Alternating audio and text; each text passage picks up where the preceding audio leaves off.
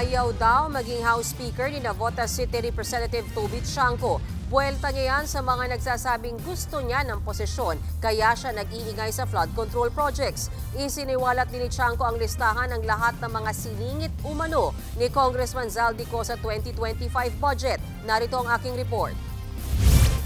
13.8 billion pesos. Ito daw ang halagang nabisto ni Navotas Representative Toby Chanco na isiningit sa 2025 national budget bilang pantustos daw sa mga flood control project. Ang mga proyekto ay para sa iba't ibang probinsya ng Pilipinas. Pero kapansin-pansing nakapangalan ang marami dyan sa iisang tao bilang proponent. Si Ako Bicol Representative Zaldico. Isiniwalat yan ni Congressman Toby Chanco sa pagpapatuloy ng pagdinig ng Senate Blue Ribbon Committee. Ayon kay Chanco, isiningit daw ang nasabing pondo ng magpulong ang Bicameral Conference Committee kung saan pinag-iisa ang bersyon ng Kamara at Senado ng national budget. Ilan sa mga may pinakamalaking dinagdag daw ni Ko ay sa Abra na 3.46 billion pesos, 3.2 billion pesos sa Occidental Mindoro, 3.1 billion pesos sa Oriental Mindoro, 620 million pesos sa Romblon, habang sa Bukidnon, 580 million pesos ang dinagdag. May dinagdag pa raw si Ko na milyones at libo-libong halaga sa Camarines Norte, Batangas, Sarangani, Pangasinan, Tuguegarao, Mandaue City, Manila, Badian, Cebu, Davao del Norte at Quezon City.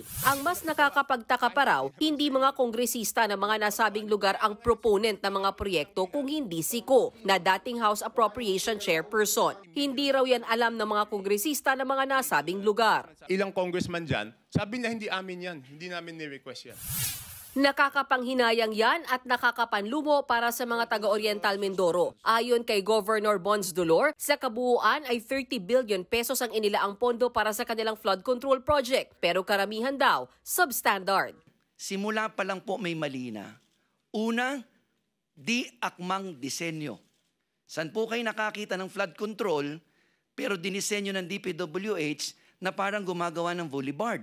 Sa kanya namang pahayag, bagamat walang pinangalanan si Ko, ay itinanggi niya ang anyay walang basihan at irresponsableng akusasyon laban sa kanya. Hindi lang daw chismis ang mga ito, kundi may halo anyang politika para lituhin ang publiko. Sa parehong pagdinig, pinaliwanag din ni Chanco kung paano sinisingit umano ng ilang kongresista ang mga pondo sa pamamagitan ng mga salitang parada at sagasa.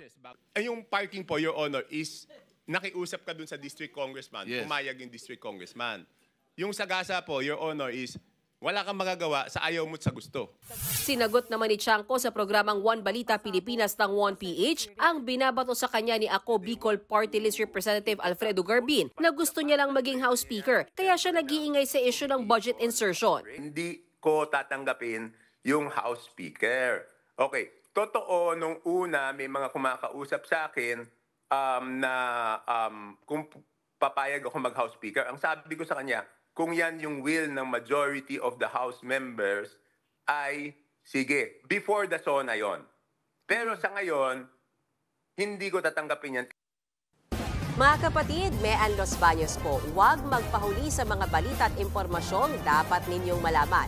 Para sa mas malawak na balitaan at diskusyon, mag-follow at mag-subscribe na sa social media pages ng News 5.